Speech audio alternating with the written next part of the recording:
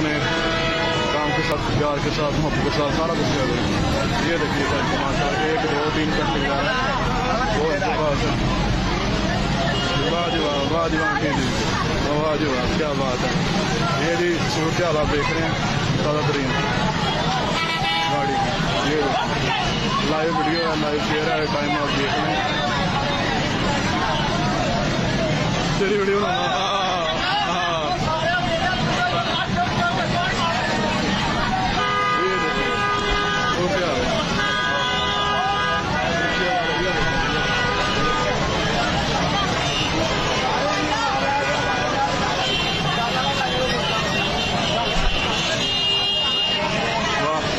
जैसी कुरान वैसी आवाम।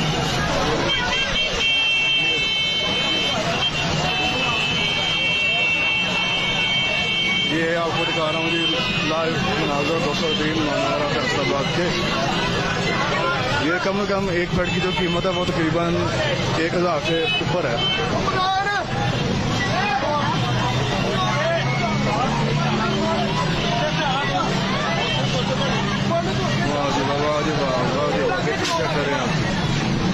ये देखिए माशाल्लाह सारे भाई बड़ी मेहनत कर रहे हैं, उनके साथ सारा काम कर रहे हैं।